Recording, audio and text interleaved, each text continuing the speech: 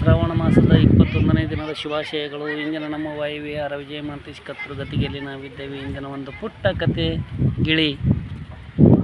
ಒಂದು ಆಶ್ರಮದಲ್ಲಿ ಓರ್ವ ಸಂತನು ಮತ್ತು ಒಂದು ಗಿಳಿ ಇರುತ್ತಿತ್ತು.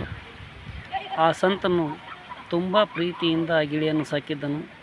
ಅದಕ್ಕೆ ತಾನು ತಿನ್ನುವ ಹಣ್ಣು ಹಂಪಲುಗಳನ್ನು ಆ ಗಿಳಿಯು ಕೂಡ ಕೊಡುತ್ತಿದ್ದನು. ಹಾಗೂ ವಿಶೇಷವೆಂದರೆ ಆ ಸಂತನು ಪಠಿಸುವ ಎಲ್ಲ ಮಂತ್ರಗಳು ಆ ಗಿಳಿಯು ಕೂಡ ಪಠಿಸುತ್ತಿತ್ತು. ಇದು ಗಿಳಿಯ ವಿಶೇಷವಾಗಿತ್ತು.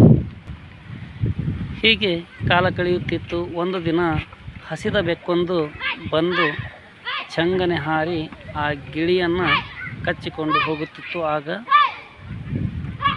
ಗಿಳಿಯು ಕ್ಯಾ ಕ್ಯಾ ಕ್ಯಾ ಅಂತ ಚೀರಾಡುತ್ತಾ ಹೊರಟೇ ಹೋಯಿತು. ಬೆಕ್ಕು ಹಿಡಿದುಕೊಂಡು ಹೋಯಿತು. ಸಂತನು ತುಂಬ ಚಿಂತಿತನಾದ ಮೇಲೆ ಆಶ್ರಮಕ್ಕೆ ಬಂದ ಜನರೆಲ್ಲರೂ ಕೇಳುತ್ತಿದ್ದರು, ಯಾಕೆ ಪೂಜ್ಯರಿ ಇಷ್ಟ್ಯಾಕೆ ಸೊರಗುತ್ತಿದ್ದೀರಿ, ಏನಾಗಿದೆ, ಯಾಕೆ ಚಿಂತಿಸುತ್ತಿದ್ದೀರಿ ಅಂತಂದಾಗ, ಇಲ್ಲ, ನಾನು ತುಂಬ ಒಂದು ಸುಂದರವಾದ ಗಿಳಿಯನ್ನು ಸಾಕಿದ್ದೆ.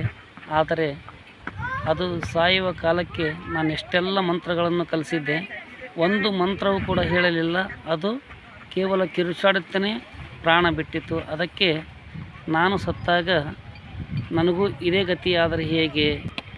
ಇದು ಕೇವಲ ಸಂತನ ಕಥೆ ಅಷ್ಟೇ ಅಲ್ಲ, ನಿಮ್ಮ ಕಥೆಯೂ ಕೂಡ ಆಗಿದೆ. ಹಾಗಾಗಿ ನಾವು ಅದೆಷ್ಟು ನಾಮಸ್ಮರಣೆ, ಭಗವಂತನ ನಾಮಸ್ಮರಣೆ ಮಾಡಿದರೂ ಕಡಿಮೆಯೇ. ಹಾಗಂತ ನಾವು ಕೊನೆಯ ಕ್ಷಣದಲ್ಲಿ ಕೇವಲ ನಮ್ಮ ಎಲ್ಲ ನೋವುಗಳೇ ಹೇಳುತ್ತಾ ನಾವು ಪ್ರಾಣ ಬಿಟ್ಟರೆ ಮತ್ತೆ ಜನ್ಮ ತಾಳಬೇಕಾದೀತು.